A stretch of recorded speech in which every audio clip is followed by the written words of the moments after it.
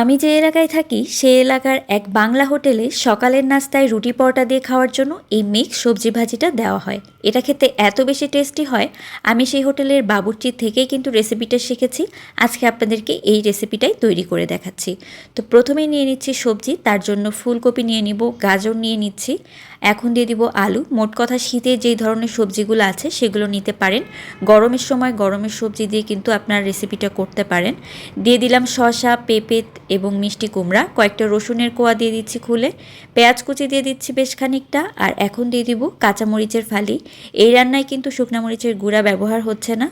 আর এখন দিয়ে দিব এখানে আমি ডাল। এই ডালটাকে কিন্তু আমি ভিজিয়ে রেখেছিলাম 1 ঘন্টার জন্য, এতে করে ডালটা অনেকটা ফুলে গিয়েছে, তাড়াতাড়ি সেদ্ধ হয়ে যাবে। তো এখন একটু লবণ দিয়ে দিলাম, খুব সামান্য পরিমাণে হলুদের গুঁড়া দিয়ে দিচ্ছি, অল্প করে একটু ধনিয়ার গুঁড়া আর একটু জিরার গুঁড়া দিয়ে দিব, খুব সামান্য, বেশি দেওয়ার দরকার নেই। আদা রসুনের পেস্ট দিয়ে দিচ্ছি, এখানে হাফ চামচেরও কম আছে। আর দিয়ে দিব এখন তেল।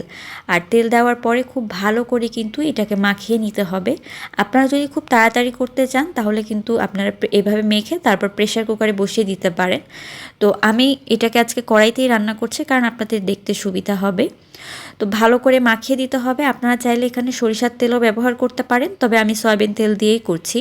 আর মাখানো হয়ে গেলে দিয়ে দিচ্ছি পানি। পানিটা এমনভাবে দিবেন যেন পানি দেওয়ার পরে একদম সবজিটা পানির মধ্যে ডুবে থাকে, এর থেকে বেশি পানি দেওয়ার কিন্তু আর দরকার নেই। তো চুলার জালটা এখন অন করে দিয়েছি, চুলার জাল অন করে দিয়ে এখন সবজিগুলোকে সেদ্ধ করতে দিতে হবে। আমি ঢাকনা দিয়ে দিলাম, কিছুক্ষণ পরপর একটু নেড়েচেড়ে দিতে হবে।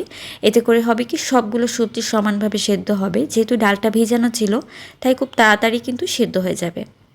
তো আবারও একটু নেড়েচেড়ে সব কিছুকে মিশিয়ে নিচ্ছি।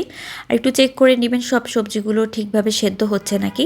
আপনারা চাইলে প্রেশার কুকারেও এই রান্নাটা করতে পারেন, একদম ঝটপট করেই হয়ে যাবে।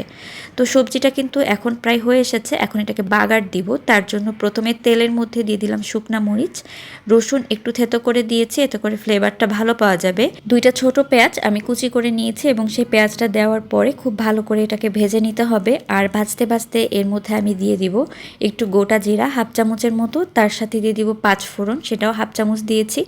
এখন একদম সুন্দর করে লাল লাল করে ভেজে নিতে হবে। আর যখন খুব সুন্দরভাবে ভাজা হয়ে যাবে তখন এই বাগারের মধ্যে আমি দিয়ে দিব সেই রান্না করে রাখা ডাল। আমি 1 চামচ পরিমাণের ডাল নিয়ে এই বাগারের সাথে খুব ভালোভাবে মিশিয়ে নিব। এতে করে হবে কি খুব সুন্দরভাবে ফ্লেভারটা ছড়িয়ে যাবে।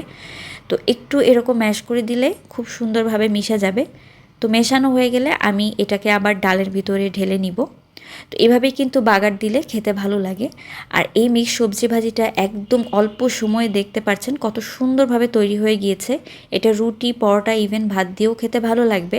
আপনার এই শীতের মৌসুমে যারা সকালবেলা রুটি খেতে ভালোবাসেন, একবার হলেও এইভাবে রেসিপিটা কিন্তু ট্রাই করে দেখতে পারেন। আর এইভাবে সবজি বানালে যারা সবজি খায় না তারাও কিন্তু অনেক মজা করে খাবে। আশা করি রেসিপিটি আপনাদের ভালো লেগেছে। আল্লাহ হাফেজ।